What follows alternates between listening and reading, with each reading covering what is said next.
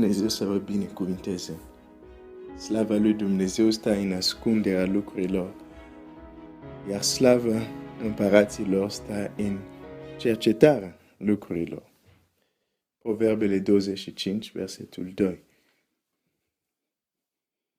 Nu este de mirare că putem trăi fără a trăi.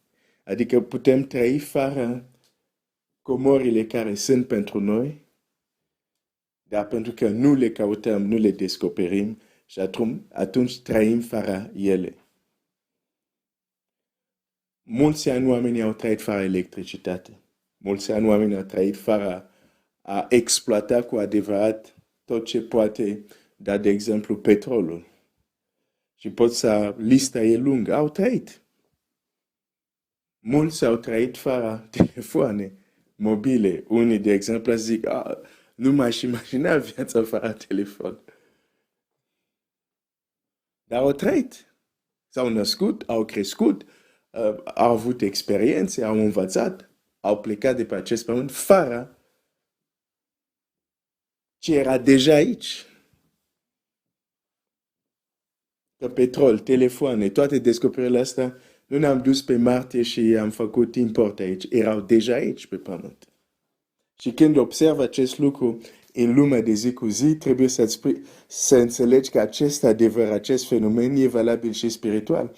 Poți trăi o viață creștină fără comor, dar trăiești. Și poți muri fără comor. Poți muri fără să experimentezi ceea ce Dumnezeu a pregătit pentru tine. Din nou, iau ca exemplu copiii lui Israel care au ieșit din Egipt. Dumnezeu a pregătit pentru ei țara unde curge lapte și miere. Bărbați care erau adulți care au ieșit atunci, numai 2 au intrat. Restul au murit fără a vedea, fără a experimenta, fără a gusta ce Dumnezeu a pregătit pentru ei. Deci poți să mor fără să experimentezi ceea ce Dumnezeu a pregătit pentru tine. Deci, când tu auzi Dumnezeu are un plan minunat pentru tine, e foarte adevărat. Dar trebuie să ți se spună tot adevărul. Acel plan nu se poate întâmpla fără implicarea ta. Oricât de minunat este el, fără implicarea ta personală, acel plan nu se întâmplă. Dumnezeu ascunde anumite lucruri. Și am văzut că El este Dumnezeu care se ascunde. Și am văzut că nu se ascunde arbitrar, dar există principii și legi care fac că El să se ascundă. Nu să revin asupra ceea ce am văzut deja, dar vreau să continui și să vedem un alt aspect. Dumnezeu se ascunde pentru binecuvântarea noastră. Repet din nou. Dumnezeu se ascunde pentru binecuvântarea noastră. Dumnezeu se ascunde pentru că vrea să te binecuvinteze. Cum vine lucrul acesta? Pentru a vedea asta o să mergem în Geneza, să vedem o întâmplare unde învățăm ceva despre binecuvântare. O să mă duc în Geneza 27 și încep să citesc versetul 1. Isaac îmbătrânise și ochii slăbiseră, așa că nu mai vedea. Atunci a chemat pe Esau, fiul lui cel mare, și a zis, fiule, iată m-a răspuns el. Isaac a zis, iată am îmbătrânit și nu știu ziua morții mele. Acum, dar te rog, ia-ți armele, tolba și arcul, du-te la câmp și adu-mi vânat. Fă-mi o mâncare cum îmi place mie și adu-mi să o mănânc ca să te binecuvinteze sufletul meu înainte de a muri. Cititorii Bibliei cunosc această întâmplare. Deci avem un tată Isaac care știe că va muri și există ceva important care vrea să transmită la fiul lui, care se numește binecuvântare. Binecuvântare. Zice, înainte să mor, vreau să te binecuvântez. Atunci putem să ne punem această întrebare. Dacă tatălui avea dorință să-l binecuvinteze pe Esau și avea dorință, de ce nu-l cheamă pur și simplu, zice, Esau, am îmbătrânit, nu știu când voi muri, stai aici, vreau să te binecuvintez. de ce nu l-a binecuvântat direct? Era mult mai simplu. De ce înainte să-l binecuvânteze zice, vreau să te binecuvântez, dar parcă zice așa, vreau să te binecuvântez, dar nu pot, trebuie să fac ceva ca să te binecuvântez. Bine, nu zice asta în termenii asta, dar dacă citim printre linii, într-un fel e în grabă, nu? Zice, nu știu când voi muri, hai să te binecuvântezi înainte să mor. Deci este în grabă. Pe cel mai simplu era, vino aici, fiule, să te binecuvântezi, că nu știu când mor, suntem în grabă. Ceasul nu este cu mine, este împotriva mea. Și totuși, nu-l binecuvântează direct. Deci e ca și cum zice, vreau să te binecuvântez, dar nu pot să te binecuvântez așa. Trebuie să fac ceva. Du-te, vânează, gătește, adu mâncare. Când voi mânca, și uitați ce spune aici, Isaac zice, sufletul meu te va binecuvânta. Nu zice te voi binecuvânta. Zice sufletul meu te va binecuvânta. Cu alte cuvinte zice, o parte din mine, o parte din ființa mea te va binecuvânta. Nu doar gura mea va pronunța cuvinte. Pentru că atunci când voi mânca și mă voi bucura să mănânc ce ai vânat și ai gătit pentru mine, sufletul meu te va binecuvânta. Adică acțiunea asta care tu ascult cuvântul meu și vii și mi-aduci, mă va pune într-o stare unde te pot binecuvânta. Fă asta și sufletul meu te va binecuvânta. Deci nu putea să-l binecuvânteze direct așa. Cel puțin în cazul ăsta, aici vedem, cere lucrul ăsta. Dar o să merg mai departe. De multe ori, de fapt, ne uităm în Scriptura și ne dăm seama, cuvintele au greutate, au impact atunci când sunt spuse din toată inima. Și faptul că el, după ce mânca ce a făcut fiul lui, sufletul lui se bucura, impactul cuvintelor lui avea să fie mai mare. Asta e un aspect. Dar este un alt aspect. Este un alt aspect.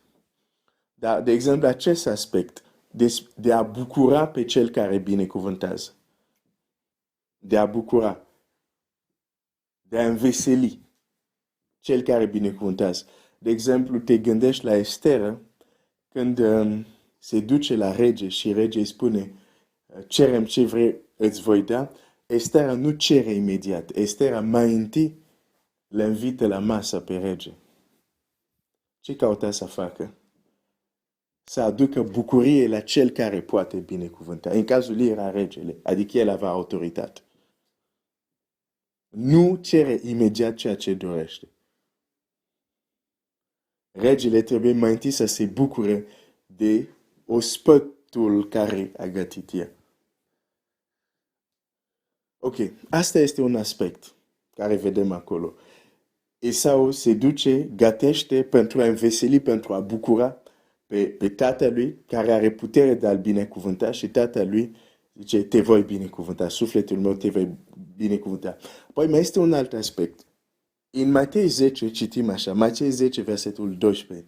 La intrarea voastră în casă, când Domnul Iisus trimite pe ucenici, și apropo, te-a trimis și pe tine și pe mine. Deci dacă nu suntem în stradă căutând pe cei pierduți, suntem în neascultare. Asta o să tulbere un pic pe unii.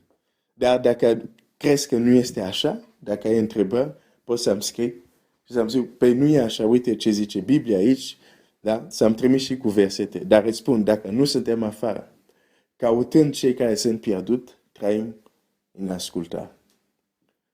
Că n-a trimis. Nu a trimis doar pe cei 11. În fine. Mă întorc. Deci a trimis pe cei 11. Pe cei 12, scuze, pe cei 12. I-a trimis și când îi trimite, le spune și lucrul următor. Le spune mai multe lucruri, dar mă interesează ce spune aici, în Matei 10 cu 12. La intrarea voastră în casa urați de bine. E tot o formă de binecuvântare. Pentru că a binecuvânta înseamnă a spune, a rosti cuvinte de bine. Asta înseamnă. Da? Cuvântare, a vorbi bine. Binecuvântare, a vorbi de bine. A spune lucru bun. Deci, urații de bine. E o binecuvântare aici. Deci, Domnul Iisus zice, când intrați într-o casă să o binecuvântați. Cu alte cuvinte. Dar uite ce se întâmplă, ce zice mai departe. Zice așa. Și dacă este casa voastră, și dacă este casa aceea vrednică, pacea voastră să vină peste ea. Dar dacă nu este vrednică, pacea voastră să se întoarcă la voi. Deci Domnul Iisus zice, intrați într-o casă să o binecuvântați, dar binecuvântarea care veți pronunța, dacă ea nu este vrednică, ceea ce a pronunțat se întoarce la voi. Cu alte cuvinte, nu va avea efect.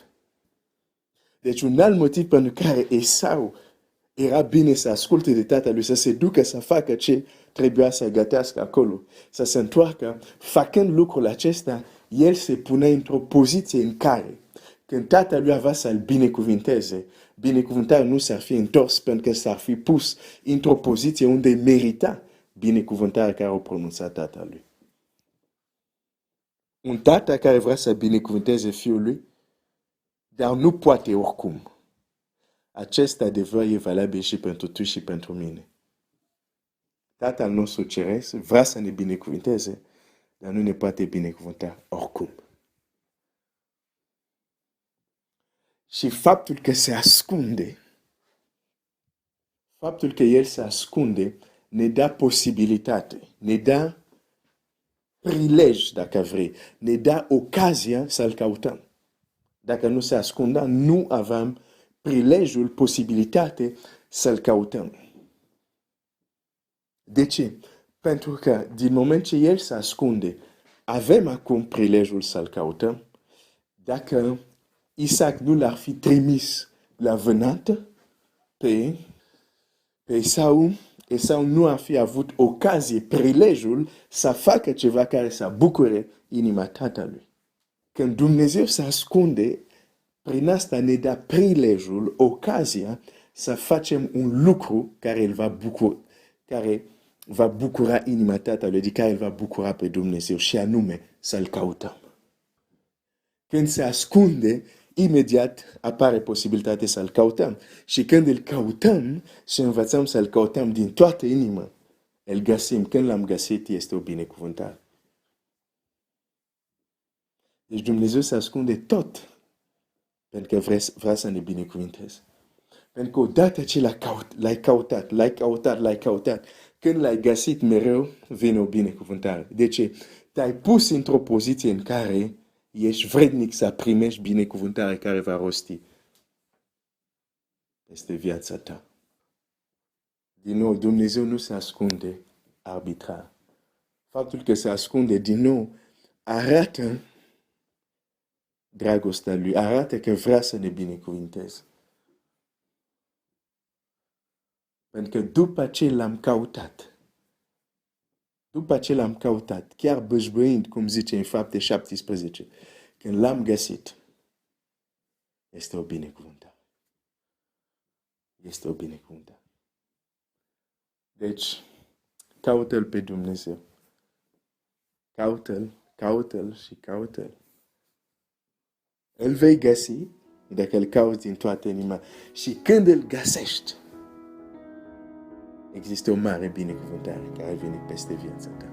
Dumnezeu să te binecuvânteze.